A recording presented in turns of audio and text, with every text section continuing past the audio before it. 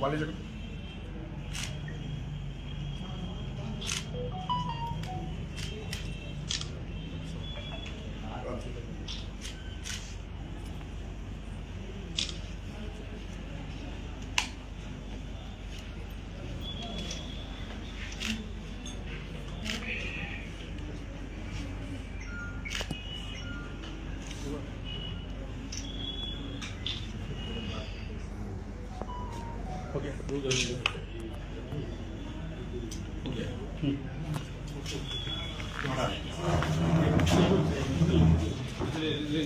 ये इसका विजिबल है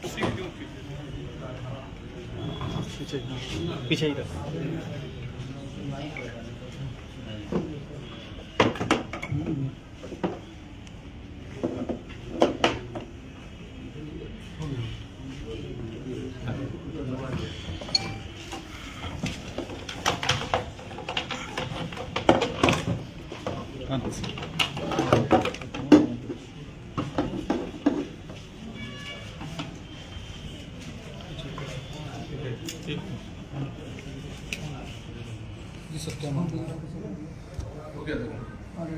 सर बताया जाए। कल नियमित रूप से भट्टा बाजार के द्वारा वाहन चेकिंग कराया जा रहा था। उसी क्रम में एक मोटरसाइकिल की चेकिंग चल रही थी। उसमें जब चेकिंग शुरू किया गया तो व्यक्ति की जो एक्टिविटी थी वो संदिग्ध प्रतीत हुई और जब उनका जांच किया गया तो 2 व्यक्ति उस पर थे। उनके पास एक बैग था। उस बैग की जब तलाशी ली गई तो उसमें हथियार पाया गया। दोनों व्यक्ति को गिरफ्तार किया गया। दोनों व्यक्ति जो हैं वो अररिया जिला के मूल निवासी हैं। एक का नाम है प्रियांशु सिंह उर्फ छोटू और दूसरे का नाम है आशुतोष सिंह उर्फ मार्शल। इन दोनों के पास से 2 पिस्टल बरामद हुआ है। साथ में 8 mm का 20 गोली और 7 mm का 26 गोली बरामद हुआ है। 7 mm का 26 गोली, 8 mm का 20 गोली, टोटल 46 और 2 पिस्टल बरामद हुआ है इसमें। इसके अलावा जब इसे पूछताछ किया गया तो इस बताया गया कि ये हथियार अमन सिंह नाम के व्यक्ति का है, जो हाल फिलहाल में कुछ दिन पहले जेल में भी गए थे और उनका पुराना आपराधिक इतिहास है। उनके ऊपर भी कांड दर्ज किया गया है। 3 व्यक्ति पे कांड दर्ज हुआ है, 2 गिरफ्तार हो गए हैं, 1 फरार चल रहा है। सर ये सब सप्लाई करने जा रहा था। ये बताया जा रहा था कि अमन सिंह का हथियार पहले से रखा हुआ था, वो वही इसको ले जा रहे थे भेजने के लिए। सर इन का बैकग्राउंड किस तरह का है? इन दोनों के ऊपर केस नहीं है। अमन सिंह के ऊपर बहुत सारे केस हैं, NDPS के भी हैं, हत्या के भी हैं, हाल फिलहाल में मारपीट का भी केस है। क्या वो फिर से अंदर जाएंगे सर? बिल्कुल, उन पर केस है तो वो अपना बयान रखेंगे और उन पर कार्रवाई होगी। FIR हुआ है तो जेल जाना है। क्या वजह ले जाने का बेचना था या इसको कहीं देना? इन लोगों के द्वारा जो पकड़ा है ये बताया जा रहा है कि वही मंगवाया था हथियार, उसी को देना था। वो पता नहीं आगे क्या करने वाला था। इसकी जांच आएगी तो क्लियर होगा क्या करना था। अमन सिंह तो जेल में नहीं, अमन सिंह कुछ दिन पहले बेल से रिहा हो गए थे और अभी वो फरार चल रहे हैं। मारपीट में जो हाँ, उसमें बेल हो चुका था, उनको बेल से बाहर आ चुके थे। हाँ, इस केस में फिर फरार चल रहा है। तो दोनों अपराधी बताया क्या आप सब पूछताछ में? हाँ, वो यही बताया कि अमन सिंह का हथियार था, अमन सिंह ही मंगवा रहा था। उन्हीं को देने पूरी के लिए पूर्व से मतलब उसी का हथियार जो बताया गया। ये जब वो आएंगे तभी क्लियर हो पाएगा, क्योंकि ये जो 2 व्यक्ति पकड़ा है इनका आपराधिक इतिहास नहीं है। ठीक। इसमें जो एक व्यक्ति हैं ये आपको मार्शल, वो उनके जो ड्रग डी एडिक्शन कैंप है उसमें काम करते हैं। ठीक। वो 25,000 वाला सर मामला था गुलाबबाग की। अच्छा, ये वो पहले गुलाबबाग का क्या मामला है सर? टीओपी कल एक जानकारी प्राप्त हुई कि कुछ दिन पहले एक मकई व्यवसायी का जो ट्रैक्टर था वो वहाँ फंस गया था और उसमें उस पर चलान के नाम पे उनसे पैसे की मांग की गई थी और बिना जांच वगैरह किए धमकी देते हुए पैसे की वसूली की गई थी डरा धमका के। और इसकी जब जांच कराई गई तो इस बात की पुष्टि हुई कि इस तरह का किया गया है। थाना रिकॉर्ड वगैरह में कहीं भी नहीं पाया गया कि वो कोई चलान वगैरह दिया हो या नहीं कोई चलान काटा गया है। इसमें स्पष्ट रूप से था कि ये इसमें उनको ज़्यादा धमका के पैसा लिया गया है। ये कृत्य एक्सेप्टेबल नहीं है इसमें, इसलिए उन पर FIR दर्ज किया गया है। जो TOP प्रभारी हैं वहाँ गुलाबबाग के, उनको सस्पेंड भी कर दिया गया है। उनकी जगह नए RTO प्रभारी भी नियुक्त किए गए हैं। ये चलान वाला जो मामला है, 25,000 वाला जो मामला है, तो उसमें क्या वो क्या बताया कि हम थाना से चलान मांग रहे हैं या फिर किसी विभाग से? उनको बताया, उनको पहले तो जो ट्रैक्टर था उसको रोक के रखा गया काफ़ी देर तक। उसके बाद जो अपने उसमें निगरानी में रखा था TOP के द्वारा, और बताया गया कि चलान होगा उसको 56,000 का। चलान लेकिन काटा नहीं गया और उसमें सेटलमेंट के नाम पे 25,000 का पैसा मांग किया गया। TOP थाना अध्यक्ष का कुछ भूमिका संदिग्ध है इसमें? उसमें संदिग्ध उसमें आया है उनके द्वारा कि ये किया गया था उसमें, इसलिए उन पर एफ दर्ज किया गया है, अनुसंधान में है ये। फिलहाल वो फरार चल रहे हैं तो सस्पेंड कर दिया गया है। कस्बा में 1 साल से फर्जी थाना जो है चल रहा है, क्या मामला? देखिए, इसमें एक साथ फर्जी जो चल रहा है, ये इसमें गलत इशू आ रहा है। एक ग्राम रक्षा दल है जो पंचायती राज विभाग का है, उसमें ग्राम रक्षा दल का ट्रेनिंग जो है वो हर जिला में कराया जाता है, ये वही चल रहा था वहाँ पे। इसमें एक राहुल नाम के व्यक्ति थे जो इसको चला रहे थे। उसमें वो अपनी गलत मंशा से कुछ लोगों से नौकरी के नाम पे पैसा डिमांड किए थे। ये फर्जी थाना के नाम से कहीं नहीं चल रहा था, ना ही कोई थाना के नाम से था। आप लोग देखे होंगे उसमें लिखा हुआ है ग्राम रक्षा दल। ये पंचायती राज विभाग का अपना प्रोग्राम है, उसके तहत चल रहा था, थाना नहीं था उसमें। इसमें केवल ये था कि वो नौकरी दिलाने के नाम पर लोगों से ठगी किए थे, इसलिए उसमें कार्रवाई भी हो रही है और जल्दी सरेंडर भी करेंगे। नीचे लिखा हुआ सर कस्बा थाना, हाँ, ब्रैकेट में लिखा हुआ है, लेकिन ग्राम रक्षा दल का कार्यालय वैध था, कार्यालय इसीलिए वो एक्सेप्टेबल नहीं है। लेकिन ये जो है उनका जो स्कीम है ये हर जिला में चल रहा है। सर कुछ पता चला कितने लोगों से? अभी तक हमारे पास 25 लोगों के नाम आए हैं। सर नियुक्ति को लेकर उसमें क्या प्रोसीजर था जो लोगों को पता नहीं था? तो देखिए, इसमें जो नियुक्ति का प्रोसीजर है वो लोकल लेवल पर पंचायती राज विभाग के द्वारा होता है। उसमें बाकी लोगों का पुलिस का लेना देना नहीं है उसमें, ना ही वो पुलिस के यहाँ है। पंचायती राज विभाग का है, वो उनके कार्य के हेतु है। उसमें उनका ट्रेनिंग चलता है समय समय पर, वो उसी का काम चल रहा है।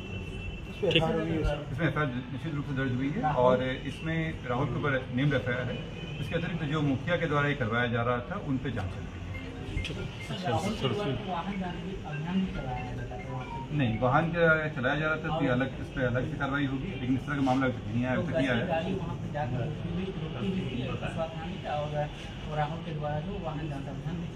इसमें जांच कर लेते हैं, लेकिन अभी तक इस तरह का मामला नहीं आया था। अभी तक यही आया था केवल कि नौकरी के नाम पर।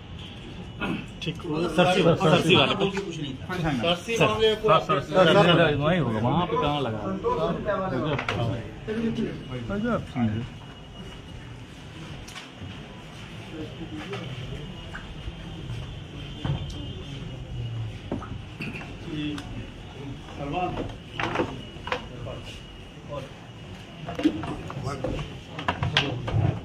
इसमें सरसी वाले में जो केस कांड दर्ज हुआ था 112 और 113, इसके संबंध में पोस्टमार्टम रिपोर्ट आ गया है। पोस्टमार्टम रिपोर्ट में अभी हत्या की पुष्टि नहीं हुई है, उसमें कुछ जांच के लिए दिया गया है। उस जांच के लिए उसमें आगे आएगा तभी उसका रिपोर्ट आ पाएगा। जो फाइंडिंग्स आए हैं वो सब उसमें दिया गया है। उसमें स्पष्ट रूप से दिया गया है कि शरीर में केवल जो ऊपर वाले हिस्सा में कहीं भी मारपीट का निशान नहीं पाया गया है। ये ज़रूर आया है उसमें कि शरीर जो जब पोस्टमार्टम हुआ था और मृत्यु में करीब 24 घंटे का अंतर हो चुका था और शरीर काफ़ी फूल चुका था उसमें, ये सब चीज़ें उसमें आई हैं। अन्य भी और भी बहुत सारी चीज़ें आई हैं जिसको हम लोग पोस्टमार्टम स्टेनिंग वगैरह कहते हैं, जो खून जब जमा होता है तो उसके कारण से होता है, ये नेचुरल डिकम्पोजिशन का प्रोसेस है, वो सब बातें उसमें आई हैं। कमर से ठेवने तक सर जला हुआ। मैं अपनी बात कंप्लीट कर देता हूँ। इसके अतिरिक्त हम लोगों ने अपने जांच में भी किया तो इसमें पाया गया कि ये घटना से पहले मृतक के द्वारा कुछ मैसेजेस वगैरह भेजे गए थे, कुछ व्हाट्सएप पे भी भेजे गए थे, कुछ नॉर्मल मैसेज भी भेजे गए थे उसमें, जिससे ये लग रहा है कि वो कुछ तनाव में भी थे और कुछ डॉक्यूमेंट्स भी हम लोग को मिले हैं जिसमें से लग रहा है कि वो डिप्रेशन में चल रहे थे। उसके अतिरिक्त जो घटनास्थल है वहाँ पे किसी भी तरह की मारपीट या किसी भी तरह का जोर जबरदस्ती का ऐसा कोई निशान नहीं पाया गया है। इसमें जो डॉक्यूमेंट हम लोग को मिला है उसमें जिनके द्वारा लिखा गया है तो उससे स्पष्ट हो रहा था कि वो मेंटली वो डिप्रेशन में चल रहे थे, उनको लग रहा था कि उसमें ऐसी कुछ बातें दी गई हैं। इसके अतिरिक्त जो हम लोग को मैसेज और व्हाट्सएप चैट्स मिले हैं उससे भी इसी तरफ लग रहा है। इसमें एक बात उठाई जा रही थी कि जो सिलेंडर का इस्तेमाल वो नहीं करते थे, तो जब हम लोगों ने चेक किया तो सिलेंडर उनके कमरे में था और कमरे की कुछ दिन पहले वाइट वॉशिंग हुई थी और उसमें जो पिंक रंग कलर का इस्तेमाल किया गया था उसके भी दाग उस पर मिले हैं। इससे स्पष्ट है कि कम से कम 3-4 दिन पहले से वो सिलेंडर उनके पास था। इसके अतिरिक्त फॉरेंसिक जांच से भी ये जो आया है उसमें हत्या की पुष्टि नहीं हुई है।